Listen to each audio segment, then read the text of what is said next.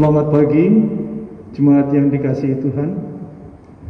Ibadah Minggu 27 September 2020 ini kita akan dilayani oleh Pendeta Kristianto Basuki.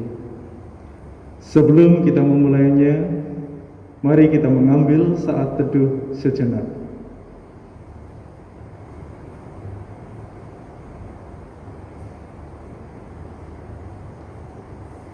Mari saya undang untuk berdiri dan bersama kita menyanyikan Kidung Jemaat 16 bait 1 dan 3, Ya Khalik Semesta.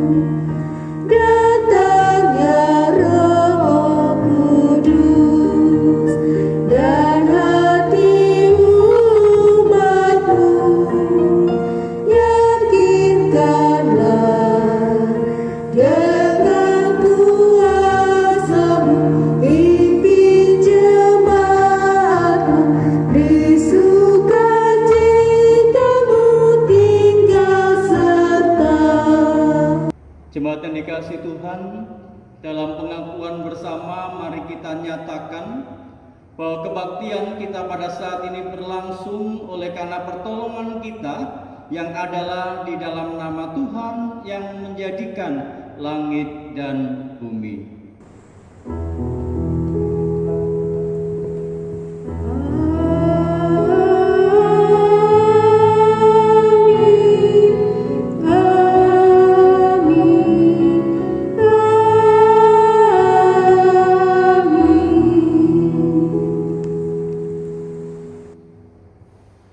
Salam kasih karunia dan damai sejahtera dari Allah Bapa kita dan dari Tuhan Yesus Kristus menyertai saudara sekalian.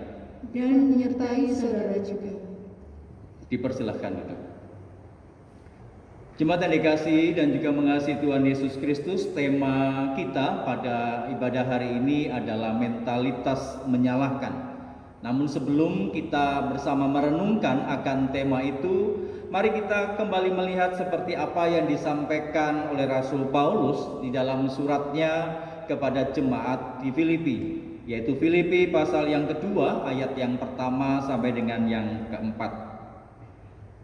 Jadi karena dalam Kristus ada nasihat, ada penghiburan kasih, ada persekutuan roh, ada kasih mesra dan belas kasihan.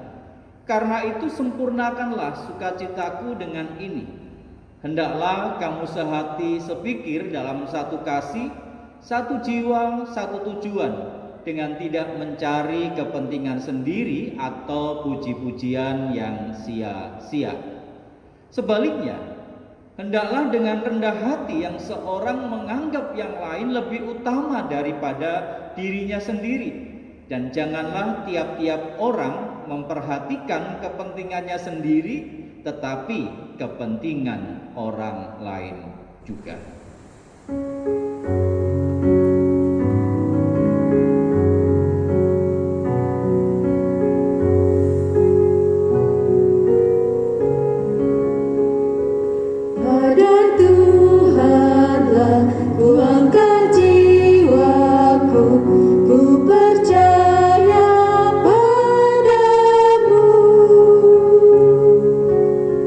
Janganlah musuh-musuhku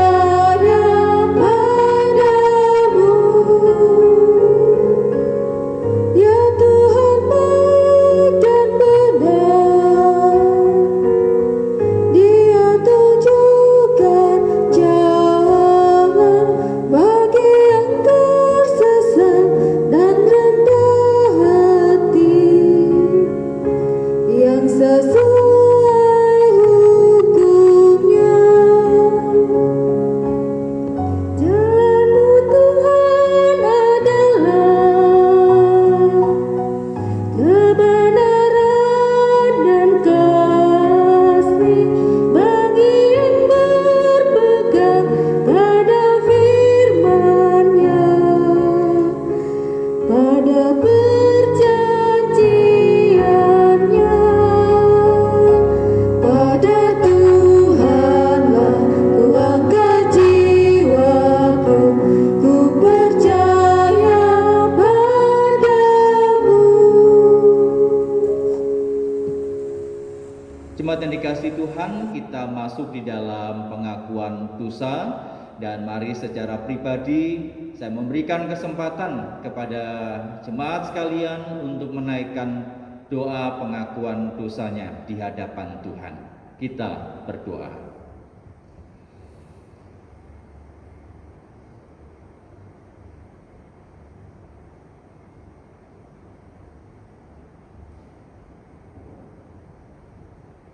Bapa di dalam surga, inilah segala pengakuan dosa yang kami nyatakan di hadapan Tuhan.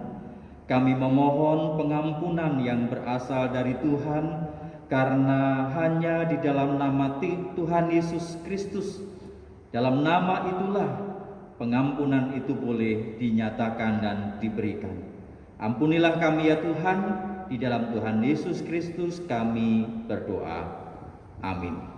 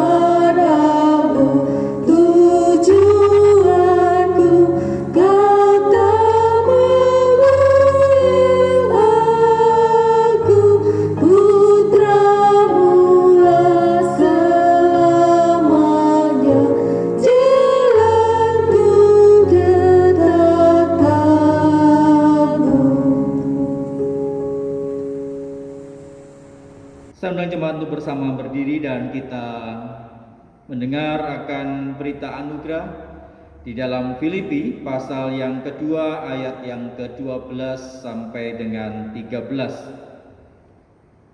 Hai saudara-saudaraku yang kekasih, kamu senantiasa taat, karena itu tetaplah kerjakan keselamatanmu dengan takut dan gentar, bukan saja seperti waktu aku masih hadir, tetapi terlebih pula sekarang waktu aku tidak hadir.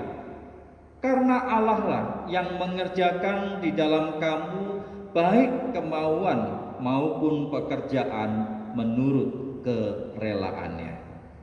Demikianlah berita anugerah dari Tuhan. Syukur kepada Allah.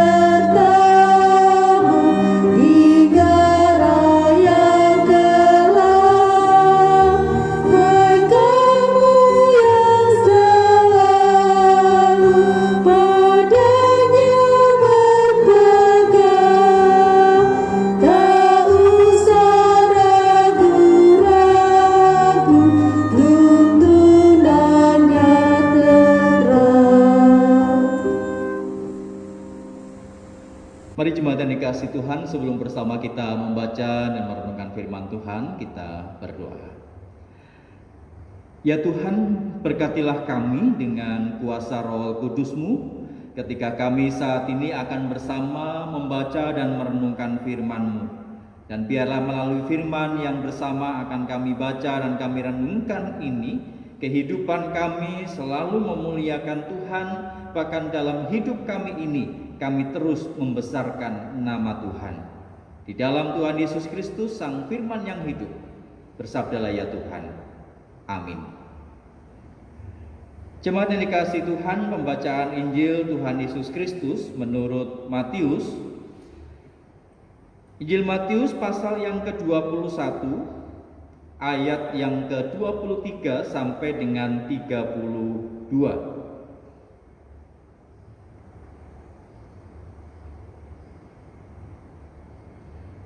Lalu Yesus masuk ke bait Allah, dan ketika ia mengajar di situ, datanglah imam-imam kepala serta tua-tua bangsa Yahudi kepadanya dan bertanya, "Dengan kuasa manakah engkau melakukan hal-hal itu? Dan siapakah yang memberikan kuasa itu kepadamu?"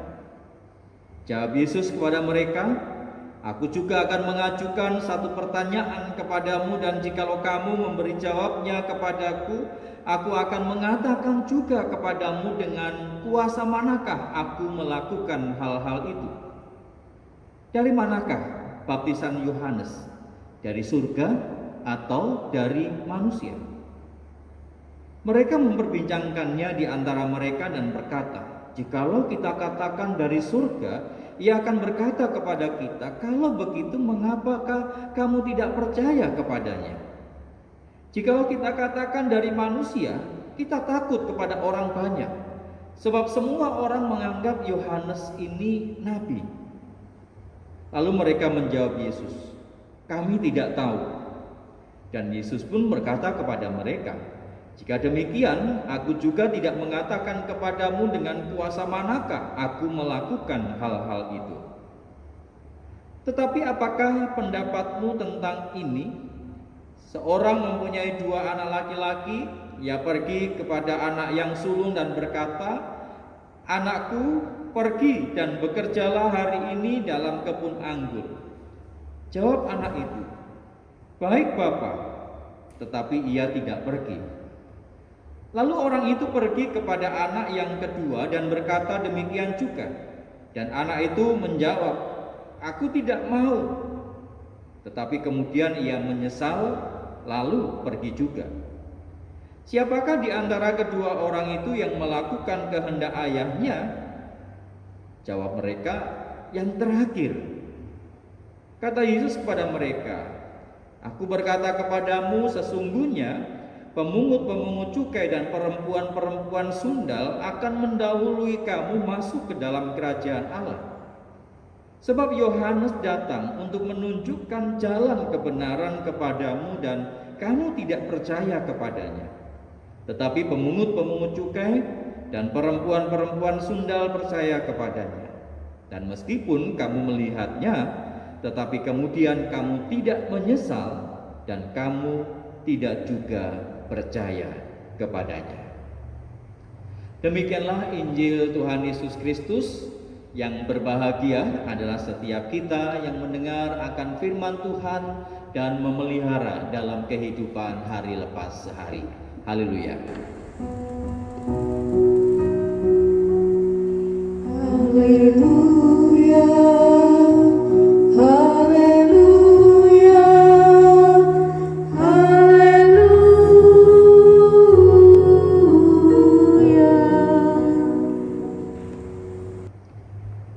Jemaat yang dikasihi dan juga mengasihi Tuhan Yesus Kristus, ada seorang pemburu dan dia sudah seharian mencoba untuk berburu binatang di tengah hutan. Tetapi selama seharian itu pun dia tidak mendapatkan satu pun binatang buruan. Dia merasa frustasi dan dia mengatakan bahwa ada kesialan dalam dirinya. Dan ada juga rasa malu. Seandainya bahwa dia kemudian harus pulang tanpa membawa hasil.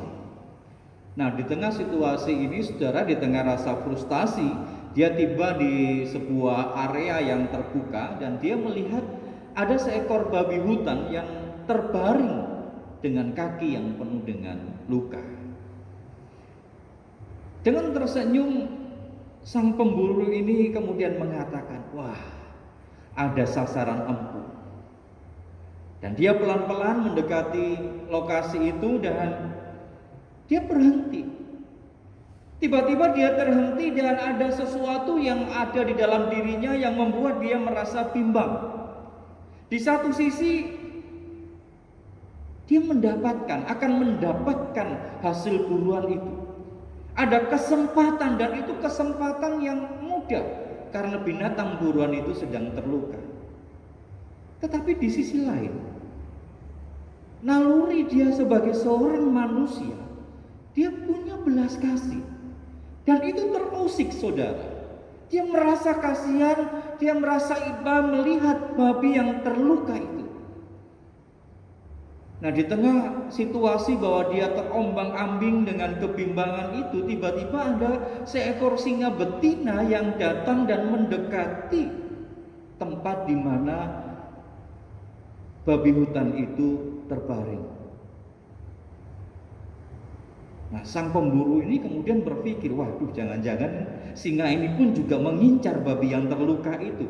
Dan sekali lagi bahwa dia merasa ragu, apa mungkin singa itu bisa mencium bau binatang buruan itu, ataupun juga bisa nggak mencium bau dirinya dan kemudian dia menyerang dirinya. Sang pemburu ini sudah bersiap-siap gitu ya, baik dengan senjatanya. Jadi kalau tiba-tiba singa itu kemudian mendatangi dirinya dan menerkam dirinya, dia siap. Dia sembunyi, saudara. Di tempat yang tersembunyi itu, dia tetap mengarahkan pandangan pada babi hutan yang terluka dan juga singa betina yang pelan-pelan mendekati babi hutan yang terluka itu. Saudara, dalam tatapan, dalam penglihatannya, sang pemburu ini merasa terkejut luar biasa, saudara.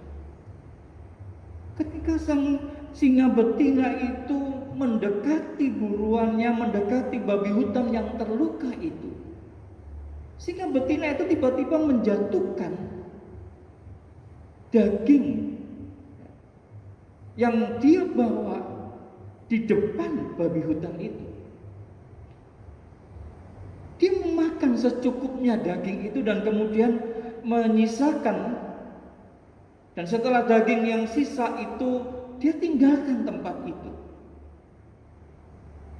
Dan sang babi hutan yang terluka itu pelan-pelan juga menikmati daging yang diberikan oleh singa betina itu. Nah, saudara, sang pemburu ini begitu terpana, dia terkejut. Dia melihat kemurahan hati singa itu. Sampai pada akhirnya dia tidak jadi membunuh babi hutan itu dan dia kembali ke desanya dengan tangan kosong. Bayangan itu terus membayangi dirinya. Sampai kemudian dia terusik dan mencoba mencari tahu kembali bagaimana keadaan atau situasi yang terjadi di mana babi hutan ataupun bahkan singa betina itu memberi makan untuk babi hutan yang terluka itu. Karena dia merasa bahwa itu di luar nalar pikirannya sebagai seorang manusia.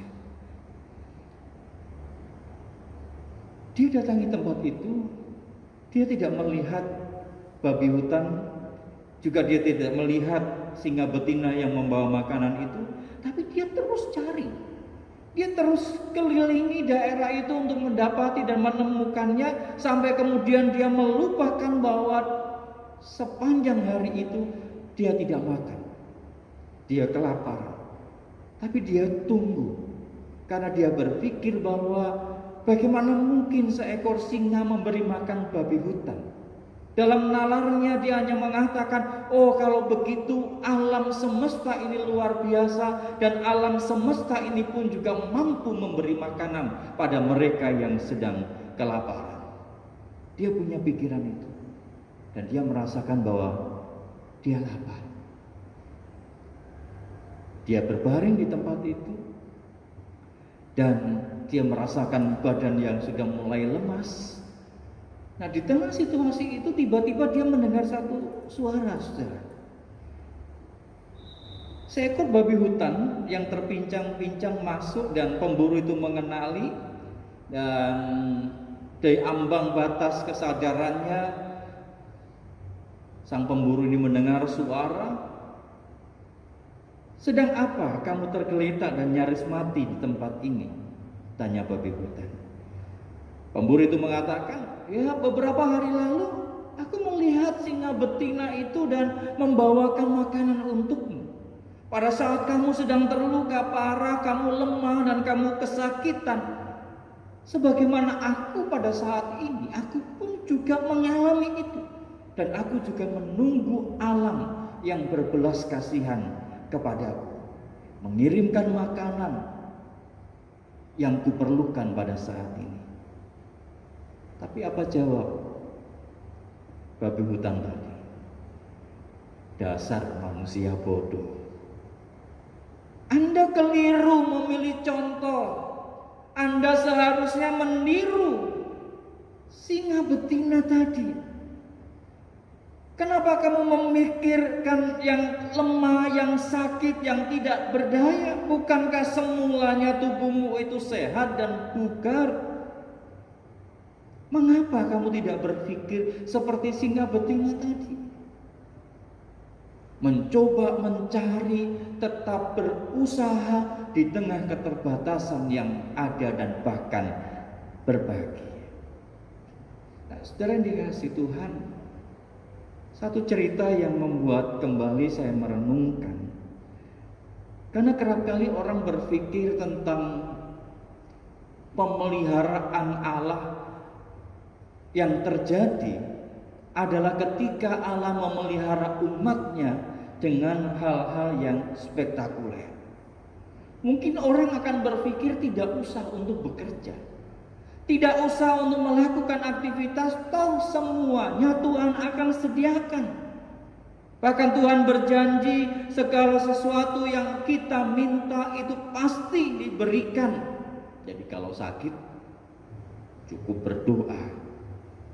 Kalau ada dalam kesulitan ekonomi, cukup berdoa dan meminta, Tuhan pasti akan menjawab dengan kelimpahan. Tetapi apakah Tuhan menginginkan, saudara, karakter umat yang seperti itu? Tidak berjerih lelah, tidak berupaya untuk memenuhi apa yang menjadi kebutuhannya, dan ketika keinginan itu tidak terpenuhi kemudian marah, kemudian bersungut-sungut dan menyalahkan Tuhan. Cerita yang tadi saya gambarkan, saya ceritakan, membuat kita merenungkan kembali. Apakah kita menyalahkan Tuhan? Saudara, kalau kita melihat di dalam bacaan kita, ya, bahwa Tuhan itu menempa manusia dengan cara yang luar biasa. Bahkan dalam situasi yang kita hadapi pada saat ini, banyak orang yang mengalami frustasi tentang apa yang harus dilakukan, apa yang harus dikerjakan, dan bahkan mungkin ketika kita melihat awal-awal, banyak manusia yang kemudian mempersalahkan Tuhan. Ini merupakan sebuah amarah Tuhan, sakit ini, penyakit ini, corona ini adalah teguran Tuhan dan lain sebagainya. Tidak melihat bahwa ada hal yang harus kita kerjakan, harus kita lakukan. Saudara, di dalam berita anugerah, bahkan juga ayat pembuka di dalam Injil, di dalam surat Rasul Paulus kepada jemaat di Filipi, ya, Rasul Paulus memberikan sebuah gambaran tentang siapa diri Tuhan Yesus yang begitu taat, yang begitu setia sampai kematian itu menjemputnya di atas kayu salib. Dan bahkan di dalam kebacaan kita pun juga kita diperlihatkan akan sikap yang merendahkan diri di sana. Ada perubahan, ada penyesalan seperti seorang anak ketika sang ayah itu datang untuk meminta tolong kepada anak yang pertama. Anak pertama mengatakan, ya nanti dikerjakan, tapi tidak dikerjakan, tidak pergi. Tapi anak yang kedua mengatakan tidak mau. Tapi dia menyesal kemudian, dan dia kemudian pergi mengerjakan. Satu keteladanan yang Tuhan ingin mau contohkan betapa karunia anugerah yang sudah diberikan dalam kehidupan orang percaya, yang sudah diterima dalam dirinya, kerap kali dilupakan, dan kemudian ketika terjadi sebuah masalah, ketika terjadi kesulitan, bahwa kita disertai oleh Tuhan, kita dipimpin dan dibimbing oleh Tuhan, tetapi kita masih tetap mempersalahkan Tuhan dengan peristiwa yang terjadi di dalam kehidupan kita. Saudara dikasih Tuhan, ada banyak contoh yang terjadi. Bagaimana seorang Kristen yang begitu rupa dia melayani Tuhan, tetapi ketika dia terbentur dengan sebuah pergumulan yang sulit, kepahitan hidup, dia merasakan bahwa Tuhan tidak ada, Tuhan tidak berkarya, Tuhan tidak hadir, Tuhan tidak menolong dirinya, Tuhan menjauhkan dirinya. Dia kecewa, dia marah, karena dia merasa bahwa saya punya hak, saya anak Tuhan, saya mengasihi Tuhan, saya melayani Tuhan, dan karena itu saya juga punya hak untuk menikmati berkat-berkat Tuhan. Tetapi ketika yang terjadi yang sebaliknya, dia menjadi marah dan dia menjadi kecewa. Saudara, Tuhan tidak menginginkan itu terjadi. Tuhan menginginkan adanya sebuah penyesalan, pertobatan. Bukan kemudian menyalahkan orang lain, bahkan menyalahkan Tuhan. Tetapi yang ada itu adalah kembali dalam hidup pertobatan, menyadari tentang siapa dirinya, menyadari tentang pemeliharaan Tuhan yang terus terjadi, dan tetap hidup di dalam perjalanan, pergumulan, dan permasalahan yang dihadapi. Karena Tuhan terus memelihara kita. Bahkan pemeliharaan Tuhan yang begitu ajaib, yang kadangkala itu jauh di luar nalar dan pikir kita. Bahkan melalui hal-hal yang biasa sekalipun, dengan ketaatan saudara, dengan kerendahan hati, mari kita bersama belajar untuk melepaskan diri dari hak yang merasa berhak, yang merasa seharusnya mendapat demikian. Coba untuk kita lepaskan, dan seperti pemazmur kita mau belajar untuk kita terus mengasihi, sehingga kita bisa menemukan dengan sungguh betapa pemeliharaan Tuhan itu terus terjadi dalam hidup kita. Amin. Kita masuk dalam pengakuan iman. Jemaat Tuhan, mari dengan berdiri kita mengikrarkan iman kita dengan mengucapkan pengakuan iman rasuli yang berbunyi demikian.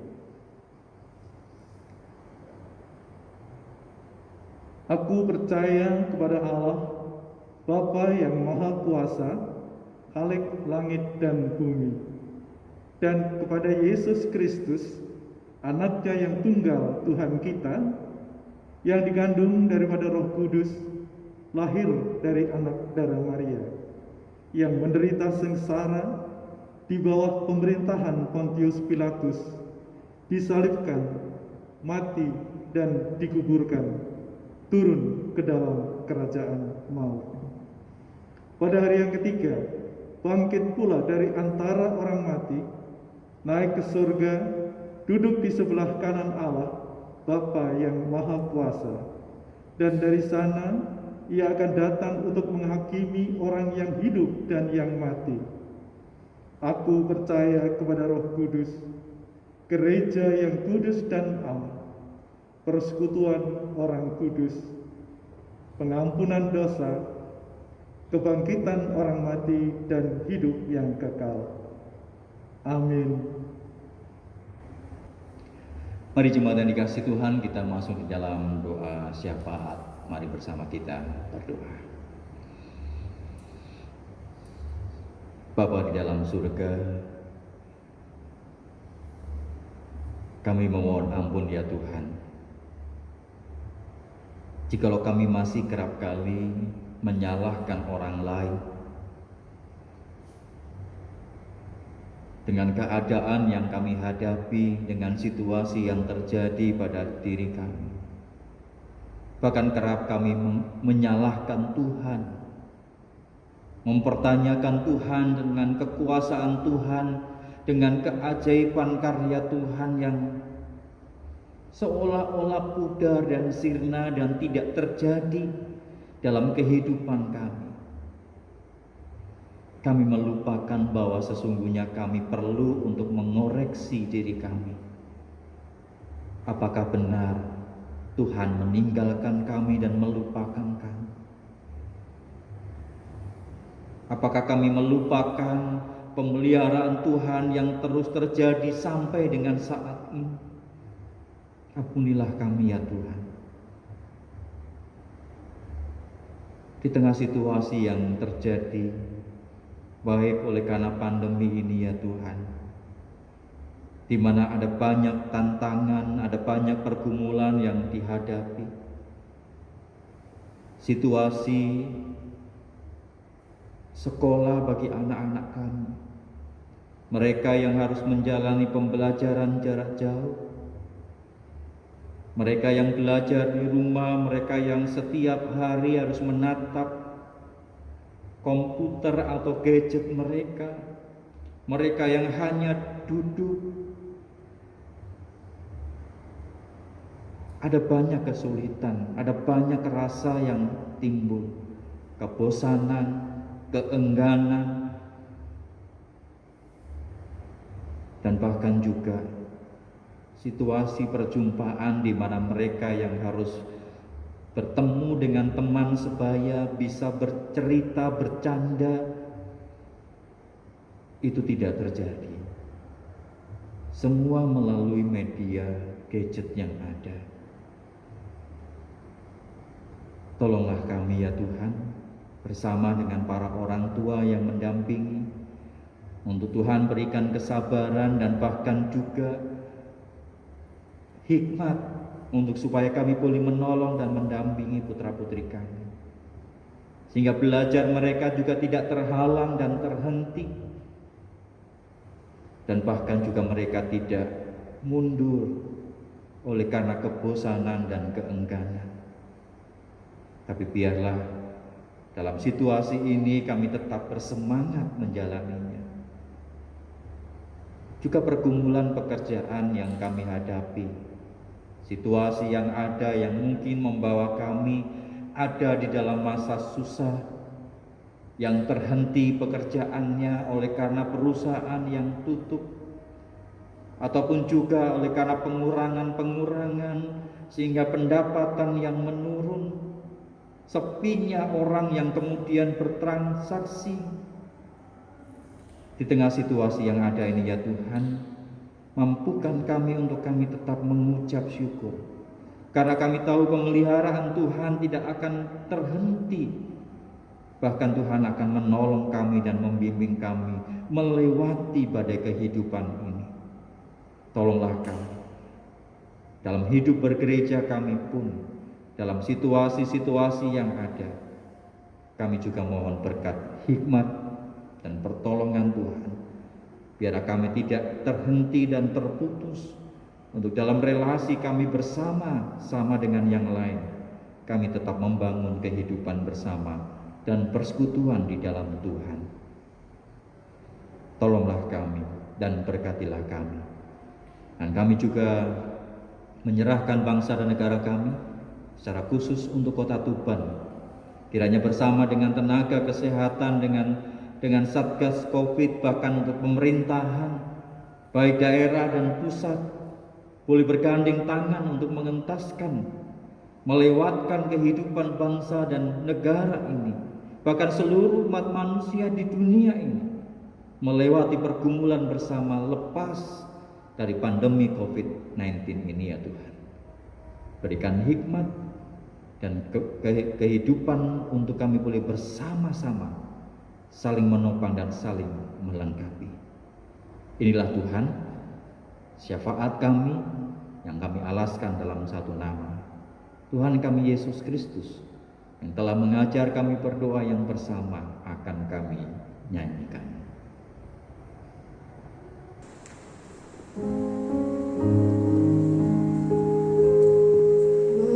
Bapa kami yang ada di surga, dikuduskanlah namamu, datanglah kerajaanmu, jadilah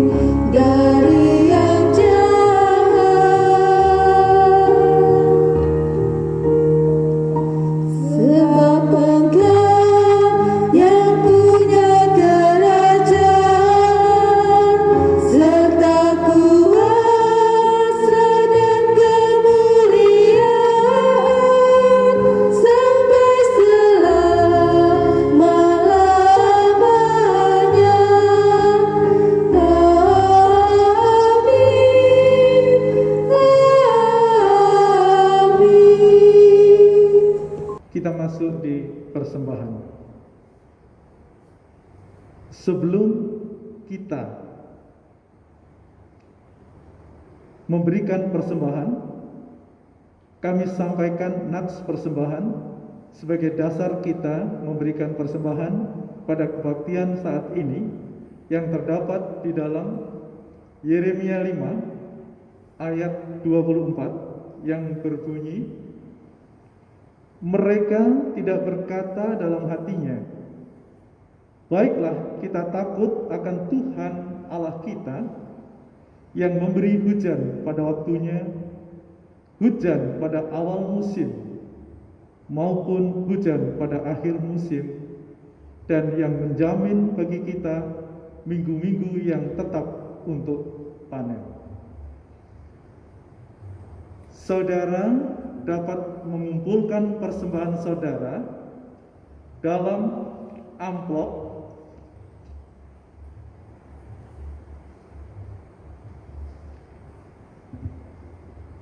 kemudian saudara dapat memberikan ke gereja, atau saudara dapat memberikan melalui transfer ke rekening gereja BCA KCU Tuban AC 824 073 6676 atas nama Gereja Kristen Indonesia Tuban. Sambil kita mengumpulkan persembahan, kita akan menyanyikan dari Kidung Jemaat 335 bait 1 manusia yang meluku.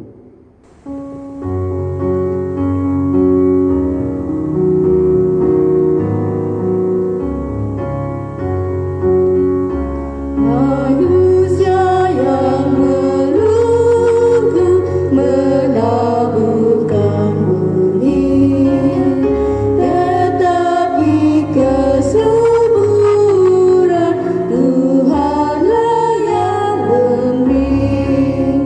Hai hujan dikirimnya dan panas yang segar, akhirnya padi tumbuh yang hijau dan mekar. Apapun yang baik sebat anugerah, dan karena itu pujilah kasih-Nya yang mesra. Saya undang jemaat berdiri dan mari kita bawa persembahan kita ini di dalam doa.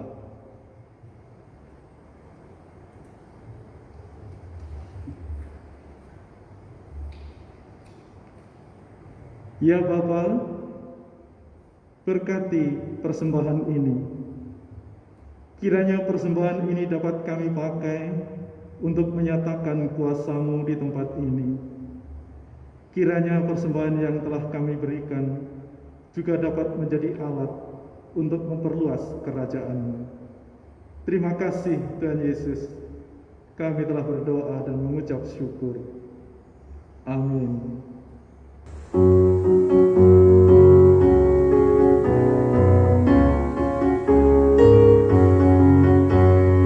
Yesus memanggil, mari segera ikutlah jalan selamat bekal. Jangan sesat, dengar sabdanya, hai marilah segera. Sungguh yang ingin akan senang, bebas dosa hati pun tentram, bersama Yesus dalam terang di rumah yang kekal. Jemaat yang dikasihi Tuhan, arahkanlah hatimu kepada Tuhan. Kami mengarahkan hati kami kepada Tuhan. Jadilah saksi Kristus. Syukur kepada Allah, Terpujilah Tuhan. kini dan selamanya. Terimalah akan berkat Tuhan. Tuhan memberkati dan melindungi engkau. Tuhan menyinari engkau dengan wajah-Nya dan memberi engkau kasih karunia. Tuhan menghadapkan wajah-Nya kepadamu dan memberi engkau damai sejahtera.